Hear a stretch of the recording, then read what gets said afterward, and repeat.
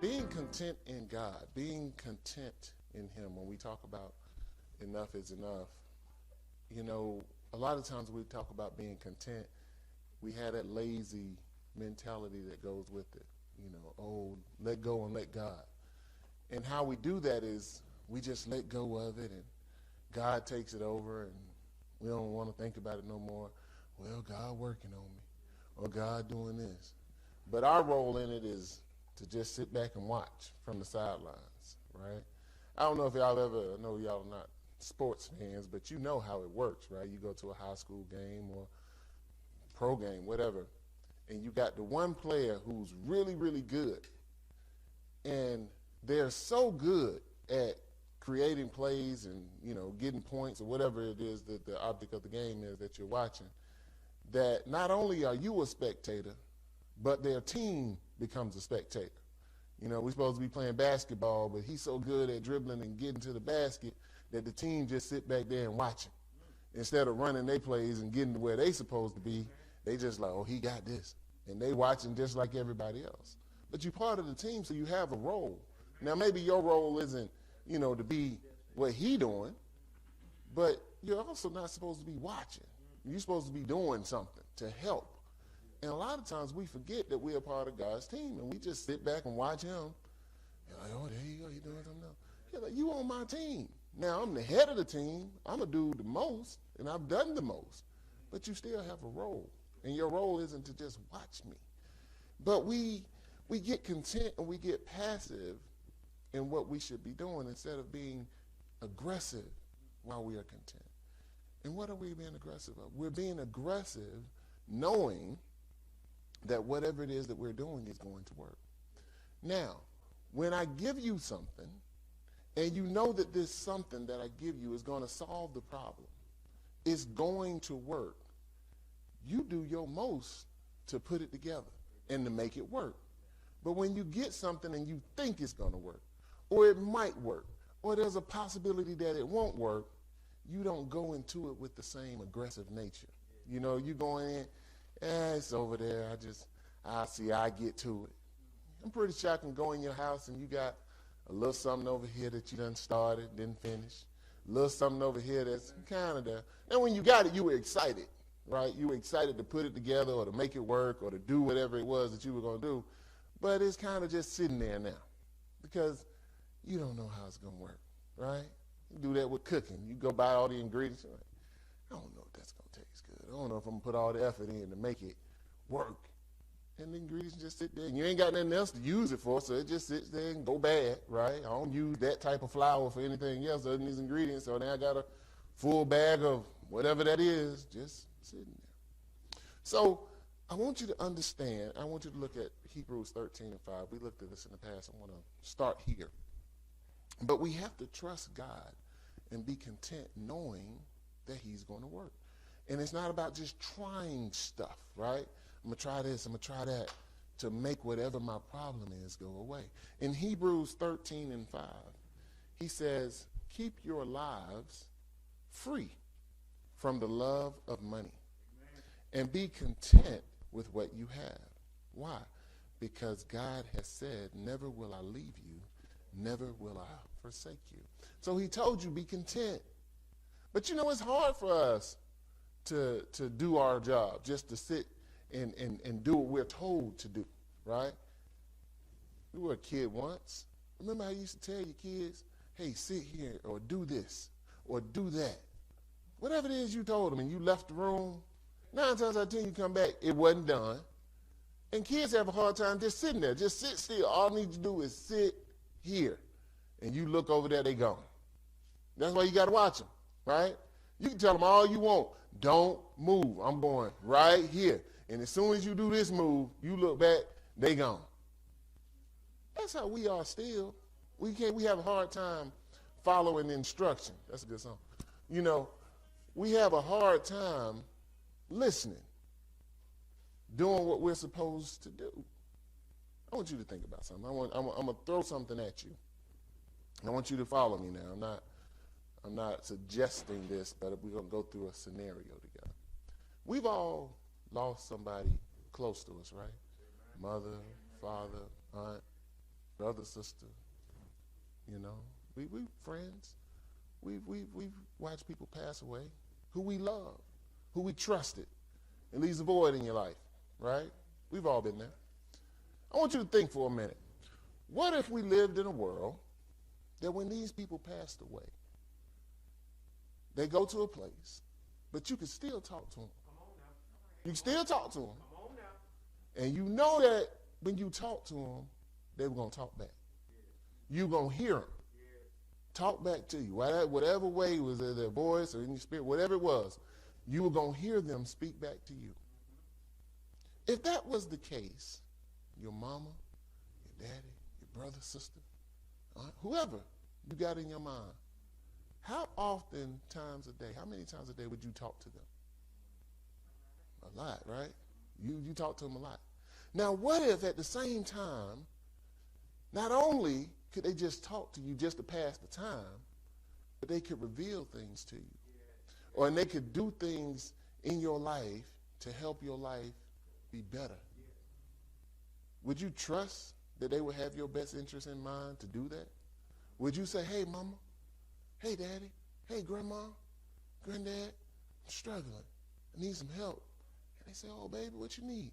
And you tell them, and they say, oh, I got you. I know exactly what you need. And they tell you what to do. Would you do it? Would you doubt that what they said to do would be, that they would steer you wrong? Would you be like, Mama, I don't know about that one. I don't know. I'm going to do my own thing. Would you go to someone here on earth first, or would you go to Mama first? You go to Mama first, because you know I'm going to talk to Mama. Mama know me. So if you feel that confident, and I know you feel very confident about that, isn't God more powerful than Mama? Yes. Hasn't God proven himself? Mama, grandmama, loved you, did everything for you down here, right? But they were still limited in what they could do and what they could fix. Hasn't God proven that he is limitless and that he can do all things? And when we say he our father and mother, do we really mean it? Because do we talk to him the way that we would if our loved one had gone on to be with the Lord? He created a place for them, right? For you as well. But we don't talk to him the same as if our loved one had passed. So I want you to think, is your relationship with your people who are here bigger, better, closer than your relationship with God? Only you know, but I want you to think about that. Because I know for a fact that my aunt who's gone to pass, and I think about her sometimes, and man, I wish I could talk to her. If I could talk to her, I know she'd talk back. Man, half the time I'm sitting there by myself, I'll probably be talking to her. Right? And wouldn't even want nothing. Just be talking. Just to pass the time. And God says, I'm here. I can talk. I can help. You know what? We can just pass the time. You ain't even got to talk to me just when you need something. Or just when it gets so bad. Because it wasn't the only time that I talked to my mama who's here with me, right? Was when I needed my mama. When she called me, Mama, every time was desperation. My mama loved me. I know she do. I'm the only one she got. She got it right the first time. So, if that's the case, I'm pretty sure she'd get tired of me pretty quick. This boy, every time he called me, he just needs something. And not just a little bit, but he really, really needs something. And then even when he don't really, really need something, it's still he needs something. Mama, when you going to cook that dish you used to make when I was a kid? That was good. I don't know. And all I'm asking is just go on and cook it, but I don't want to ask. But if they was every time I talked to her I needed something, she'd get a little irritated. I know I would. So what is our relationship with God really like? Think about it. Because at the same time, fixing things, right? That's what we're talking about. We are all fixers. We like to fix stuff. We like to fix stuff that's not even broken. We get joy out of seeing something that we created, helped, or made a little bit better, right? Somebody got a problem and we got the answer. Oh, we quick to say the answer. You ever been at the store talking to somebody, maybe even talking on the phone, and somebody says, hey, I don't know what such and such is, and the person behind you say, oh, all you got to, what you doing in my conversation, right? They got the answer. Me and my son was over there, and I was looking for some boneless, skinless chicken thighs at Publix. A lady comes up, and she got, y'all know my pet peeve, right? She right here. I'm right here. She got a phone right here talking to her friend. So I hear both sides of the conversation. I just don't like it. But she right in my ear. Yeah, so they said, and the friend, what they said? They said that they were going. And I'm like, oh, my goodness. Please find me boneless chicken thighs, right? So I'm looking, and RJ says, Daddy, what you looking for? I said, boneless, skinless chicken thighs. And the lady says, you ain't going to find boneless, skinless chicken thighs in here. The lady on the phone, he looking for boneless, skinless chicken thighs? I can turn red with this complexion, so I'm just like, you know, it doesn't hit the nerve because I'm already in love. So I'm like, I'm just looking. I don't even look that way. You still looking for them chicken thighs? You know, and part of me want to turn, but I'm like, Reggie, don't turn, don't look. You know, and she right here, and I find her. And I said, there they go, Squirt. There they go, RJ. I got the boneless, skinless chicken thighs. He found the boneless, skinless chicken. I didn't even know they sold boneless, skinless chicken thighs. I guess they do, girl. And I'm like, let's go, RJ. We got to go. I don't even want to be in the store too much. But when people have an answer, they got to share it, right? It just comes out, oh, I got the answer. Oh, I got the solution. Oh, I can help. And that's not bad. She wasn't mean, you know, it's just me, just clash, right? But people try to help. We like to fix things. Somebody got a problem and they ask you to help, you gonna help. Because if they say, oh, thank you for that solution, thank you for helping me, yeah, I did help. We like to fix people up with other people. Notice the word we use. I'm gonna fix you up. I'm gonna help you. Ain't nothing wrong with you now. But you need somebody. I got the perfect person. I'm gonna hook you up. And you go fix people up. And Lord have mercy if they get married. Oh, you did that. You know, I was sitting at the wedding just to proud like you the mama, right? You younger than they is. I just saw a little void in their lives, and I said, let me look at him real cute, right? I did that. We like to fix things. Why not? But you know, we like to fix more than anything. We like to fix us. We like to tinker on ourselves. We like to work on ourselves. Because why? We are never satisfied with ourselves. You can have the best body that you've ever had in the whole time you've been on this earth. Your wardrobe is nice, your car is nice, your house is nice, family look good, people compliment you all the time, but it's still something that you need to work on. And that's okay. But sometimes we get a little too aggressive in our fixing, right? Here's the thing about when we fix ourselves. I want you to think about this. You never are broken. You're only fixed to the world. And you say, well, what do you mean? Never broken to the world. What do you mean by that? What do we say? When you are fat, you're never fat. When you are big, you big bone, you thick, right? You hefty, you got some size on you. When you're there, but lose the weight, and now you're skinny. What do you say? Oh, I used to be fat. But when you're big, you never say, I'm fat, because it don't sound good. Am I right or wrong? I mean, y'all tell me, right? When you're depressed, sad, gloomy, right? You're never depressed. You're down in the dumps. You're a little, But when you get happy, oh, I've been depressed. I've been there. You always been there, but you don't like people to see where you are. When you live in a house that's not to your liking, you take pictures of your house. but it's always in an angle that make that house looks really good or bigger than it is. Go online and look what buy a house. It's always at an angle that room look big, and then you get there, you're like, it ain't that big. But you move into a bigger house, a nicer house. Look at what God took me from. And next thing you know, you look at the pictures of the house now, it's sitting on blocks, and I didn't know your house looked that bad. Yes, Lord, it was bad.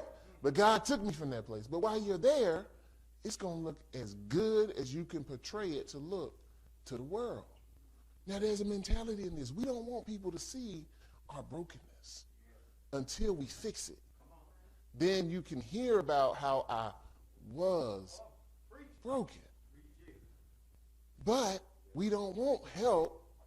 We just want praise and glory. And we want at every stage in our lives to be liked by the world. So, but when we fix things, we patch things. We're going back to your childhood, right? You're a kid again. You're at the house by yourself. You break something. Mama's vase, lamp, tray, whatever it is, plate. What you going to try to do? Fix it. Get that glue. Get whatever. Put it together. Put that piece back on. Turn it a certain way to where the light shine on it just right. Okay. Don't touch it. But it looks whole. It looks good. But if you try to use it, it's not going to work. When you go to turn the little switch on the lamp, whoosh, who broke this lamp? I don't know. I guess you broke it. You the one touched it. I use that one a lot, right? I ain't just broke the lamp by turning it on. I don't know what happened to the lamp, right? It can't be used. It can't function, but it can, from a distance, look okay. That's us. From a distance, we look okay. We look fine.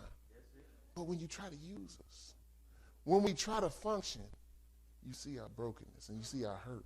When you go so deep to use us for whatever purpose we think we could be used for, we can't function. We don't know how to work. Go to Jeremiah 18.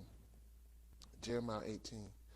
So when we touch us, when people touch us, when they come into our lives, we fall apart. Because we barely holding on as it is. But in Jeremiah 18, 1 through 4, it says, this is the word that came to Jeremiah from the Lord. And he's talking to Israel. But he says, go down to the potter's house, and there I will give you my message. So I went down to the potter's house, and I saw him working at the wheel. But the pot he was shaping from clay was marred in his hands. So the potter formed it into another pot, shaping it as seemed best to him. Now, see, you got to sometimes go to the place of the person that created you.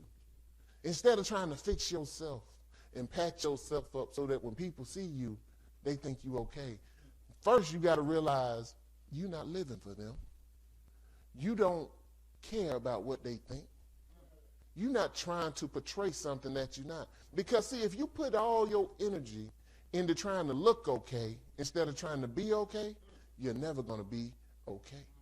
If you put all your energy into trying to put makeup and put cloth and put good-looking perfumes or whatever on something that ain't good right now, it takes a long time to cover something up, to make it look, to make it match, right? Y'all ever did paint matching? Sometimes it's kind of hard to get it just right. And even still, if you look close enough, it still ain't there. But when you take it to the professional, when you take it to somebody whose business this is to make it like new, they can repurpose it. They can make it look better than it did when you first had it. And that's the potter's house. That's God. We got to quit trying to tinker with ourselves for the world. We'll tinker with ourselves to make ourselves look okay, to make ourselves look like we can function, to make ourselves look like we fit in. But we don't fit in. We ain't even supposed to be fitting in. But we want to fit in. We want to do what this is. So we do whatever it takes to make ourselves look the part. From our hair down to our shoes, we try to look the part. And that ain't even our part to play. But we put so much energy in that we lose sight of what God wants us to do. Because all our energy been over here pretending. But it's time to stop pretending. Galatians 2:20. Galatians 2:20 said, I have been crucified with Christ, and I no longer live, but Christ lives in me. The life I now live in the body, I live by faith in the Son of God, who loved me and gave himself for me. And then jump over to Galatians 3:3 since we're there. Galatians 3:3. This is so beautiful. It says, are you so foolish? After beginning by means of the Spirit, so you are now trying to finish by means of the flesh. So you starting with God. You got God in your life. But now you want to add your flavor to it? It ain't good enough. What God got ain't best for you. But now you want to add some fleshly things to it. That ain't the way that it's supposed to go. We are limited people, and that's okay to be limited. Because we serve someone who is unlimited and who has all the power to fix us better than we can ever do. Only thing we can do is look the part, patch it up a little bit. We can look holy with the best of them. We can look righteous. You can go into a church and everybody can look a certain way. They can look like they got it together. But when you pull back and look with the eyes of God, you see a lot of brokenness. You see a lot of pretending. And all that pretending, they pretending on you. You need to look like me. Why do I need to look like you? So that I can feel better about me.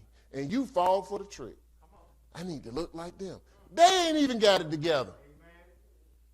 They ain't praying like they supposed to. They ain't going to God like they supposed to, but they look like they do. And when they do pray, boy, it sounds good. Boy, they spiced it up with some good words. Words don't mean nothing. I don't care how you talk. I don't care how educated you are. Just because you don't know what that word means don't mean it's a good word. But they sprinkle that word and they don't even know what that was. But it's so shining good. Man, that was a good prayer. You don't even know what they said. They break out and start speaking in tongues just like that. Ooh, that was good. You don't know what they were doing because it wasn't even for you. But it sounded really good. Oh, we can pretend with the best of them. We can dance with the best of them. We can shout with the best of them and go home and cry because we hurt. But we don't want to fix it. Just so long as I can dry these tears long enough for you not to know that I was broken, then everything must be all right. And people do it for years. But when you are fixed and God fixes you the way that you're supposed to be fixed, oh, ain't no more pretending. That's full, real joy. That's joy when nobody looking. That's joy when you're by yourself. That's joy when you wake up in the morning, when you go to bed at night. When ain't nobody there to say good morning to you and you got to straighten up. When you were slumped over thinking about your problems and somebody spoke to you and you had to get out of your feelings and speak back to make sure it looked like you didn't look like something was going on. And they still notice, you okay? Oh, yeah, I'm fine. I was just, how many times we done, why don't you just take that, to God? Instead of trying to work on it and think about it and deal with it and be all conflicted inside and not know what to do. Guess what? You don't supposed to know what to do. It ain't for you to know what to do.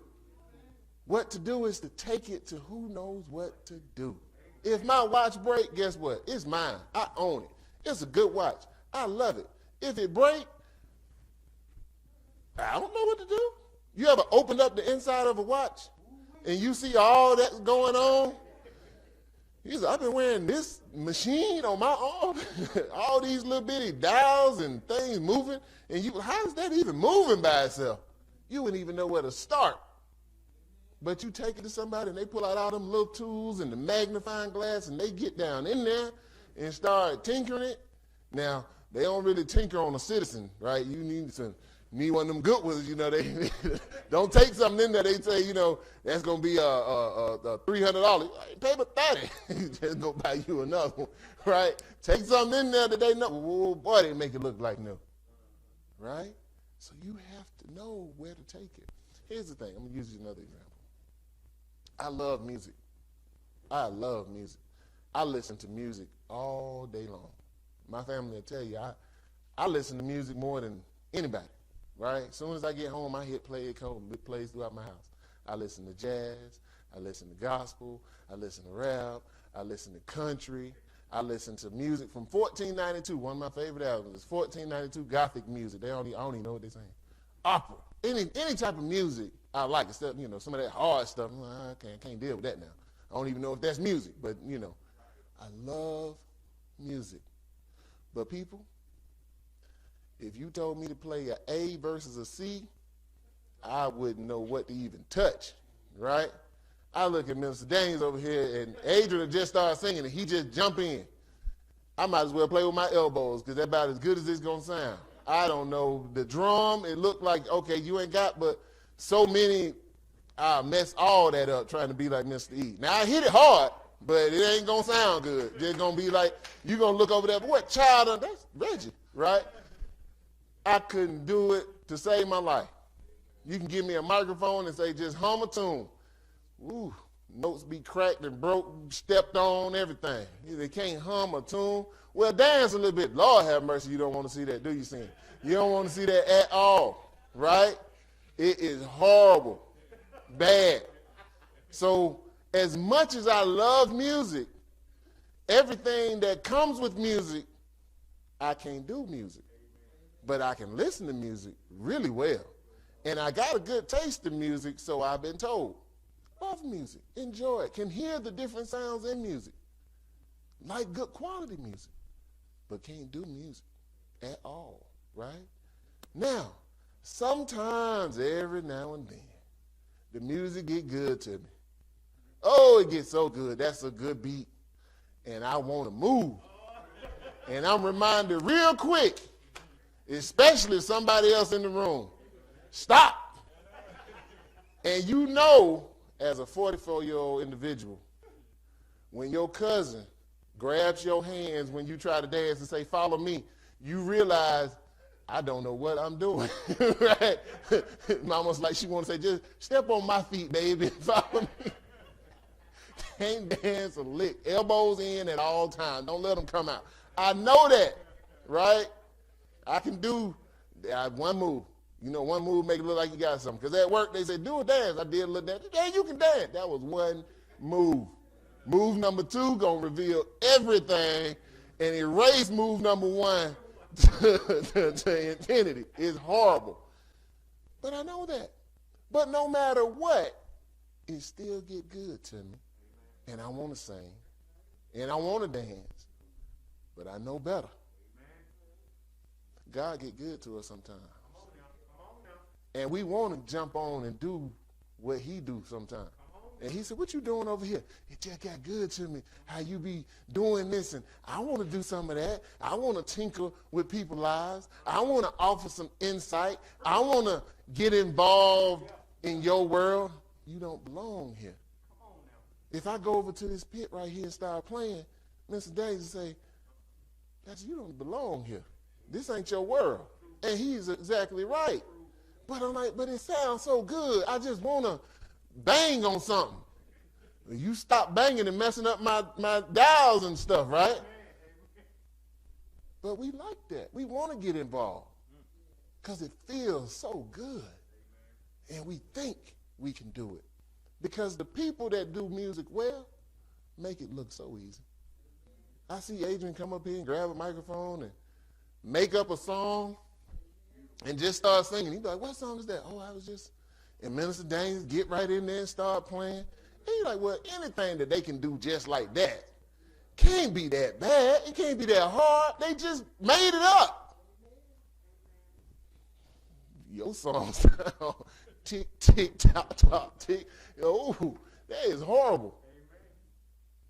Because it ain't for you. And that's in the realm of God. So we try to fix ourselves because we think we can do it because it looks easy. It looks simple. Oh, it must just be a problem from the past that I can fix. Or it must be something that if I bury deep enough, it'll go away. Or it must be something that if I can look okay, that I'm okay. Or it must be something that if I can try to forget about it and not focus on it, it'll just go away. Those are our solutions for ourselves. Now, when we talk to other people, we tell them to handle business. But we don't do that. We try to forget. We try to relive. We try to redo. We don't want to ask for forgiveness. We don't want to say we sorry. Too much hurt. We don't want to give forgiveness. Too much hurt. But when God comes into the mix and gives us the strength to do it because we can't do it, then we can function. Then people can witness what you have and enjoy what you present, just like the music comes together, just like all the elements come together from people who know what they're doing. We have to know God knows what he's doing, and you enjoy it. And notice when you hear good music, how it feeds your spirit, how it lifts you up, how it helps you. Because we done had some bad music in this church. And just be honest, right? It has happened.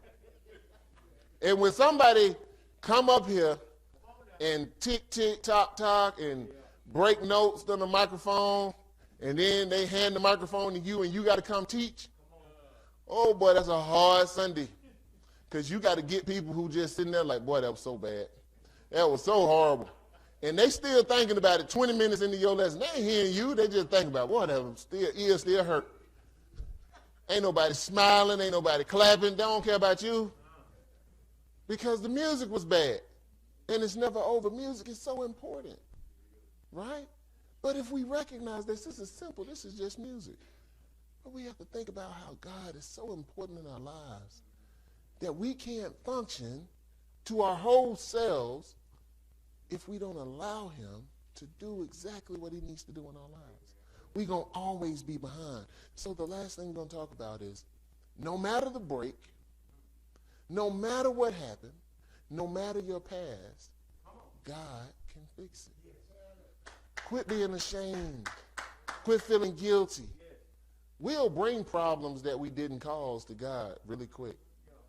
But if we caused it, if we broke it, if we did it, we want to keep that kind of hidden. That's when we go and pray and, Lord, forgive me for anything that I've done out of your will. No, say what it was. You know what you did. Ain't nobody else in the room. We don't even want to say it.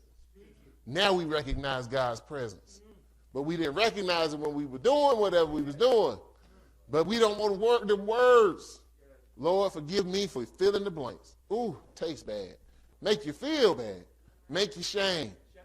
But we have to show what happened to the person who can fix it. When you bring something to somebody who's a professional, it's yours. It's your car, right? You've been riding the brakes, or you've been cranking it up wrong, or you've been doing something that you shouldn't have been doing. But when you take it to the person, and you're going to pay this person to fix it, they're going to say, what happened? Now, you know it was you. You know you broke it. You know you broke it 1,000, and you know how you broke it. But you're not going to say, I was just fill in the blanks, because you're ashamed. Now, they'll get in there, look like somebody been riding the brakes. Really? You know you've been doing that. For the last 2 years you've been doing that. And people done told you to stop. But you ain't going to tell this stranger who going to fix it, who you going to pay what you did, because you shame. And that's how we go to God. We don't want to tell him the problem and reveal the hurt. We just want him to fix it. Here, God, I'm broken. Well, why are you broken? I don't know. You know why. You know who hurt you. You know who you hurt. You know why you hurting. You know why you depressed. You know why you sad. You know why you feel lonely. But you don't want to say the words to the person who you know can fix it 100-fold. But if you can get over that hurdle of, Lord, I'm hurting because please help me through this. Just like it was mama up there, grandmama up there, granddaddy up there who can help you and hold you, God can do that. He is your mother. He's your grandmother. He's your grandfather. He's everybody. And the reason why he says that is because he wants you to have that exact relationship, just like it was them. Because he can hold you close and bring you in and make it all go away. He can take the pain away and fix you at the same time. But we have to trust. Romans 5:1 says, therefore, since we have been justified through faith, we have peace with God through our Lord Jesus Christ. With that peace comes an understanding, knowing that when we bring things to him, forget about the guilt, forget about the pain that comes with it. You are looking for the solution. In John 3:16, it says he gave. He gave. He gave his only son. You didn't have to earn it. You didn't have to work for it. You didn't have to go out and beg. He gave it to you. And he said, I love you just like you are. I love you so much, I'm about to give my son for you. You don't deserve it. You didn't earn it. And there's nothing that you can do to repay me back. Forget about it. It's too big a price. But I'm giving it to you. But after we receive it, now all of a sudden we feel like we got to start working for it. We spend so much time trying to work for other people so we can look the way they say we should look. We try to look the way the church wants us to look. We forget about God's love. We forget about how much he loves us just because you are you. We feel we don't look good enough. People don't accept us the way we feel we accept it. So we do what man wants us to do. Instead of living in accordance to his love, we try to live in accordance to man's rules, the principles that he set up, how he say you should dress when you walk into a church, how he say you should pray, how he say you should stand and look holy. Some of us standing there like this praying, thinking about what we going to eat, what we going to cook. But boy, it looked like we're in deep meditation. The only thing we meditating about is grocery list. I hope they didn't sell out. I hope he wrapped this up because I got to make it to Kroger. They got turnips on sale, right? But you look like you focused. And as long as we look good, we must be good. But people, it's time out for looking. I don't care if you're sitting there. I don't care if you get on your knees. I don't care if you stand up. I don't care if you don't even close your eyes. Don't make me no difference at all. Because I'm going to do what God wants me to do, right? So if you looking around and you say, oh, he ain't really into it, he ain't dancing. One, notice that he can't dance, all right? Two, that ain't what I'm supposed to be doing anyway. I'm excited. I might get excited different from you. Just because you crying don't make you better. Oh, look how holy they are. Because the spirit doesn't hit them, they crying. You don't know what that person crying about. Could be allergies. But you thinking they look holy because they sniffling. You don't know. Quit trying to diagnose people. Get into God for yourself. You find out what God wants you to do. Quit trying to make yourself cry and make yourself look like this person because they look like they got it going on. That person might get home and break down because they ain't got nothing going on. And you too busy trying to look like them, not knowing they broken inside and they need the same fix you do. But instead of you chasing God, you chasing them. Instead of them chasing God, they trying to look good for you, and you just got this circle. Because when you start to look like them, guess what happened? They feel like they got to change to look better than you. And it's just a cycle that humankind has put in place. But so what? I don't care if I came up here and didn't have a tie. He ain't got no tie on. So what? Was the word good? Came up here in a t-shirt. Was the word good? But we spend so much time trying to look the part. Forget about how it looks. Last I checked, Jesus looked like everybody else during that time. He didn't have on all the princely robes, but his message was so key. So it's what's in you that matters the most. So forget about what the world thinks. Start living your life for God. And when you pray, talk to him just like it was mama, just like it was grandma, just like it was somebody who was going to hold you close and take that pain away. And just like somebody you could sit back and talk to, just to talk to, just to pass the time. Because he's always there ready to pass the time. Because time going to pass. If it's going to pass, I'd rather have God involved in it than for it to just pass with me just sitting here sulking over something that ain't worth sulking over. Let God touch your life in the way that he wants to. Amen?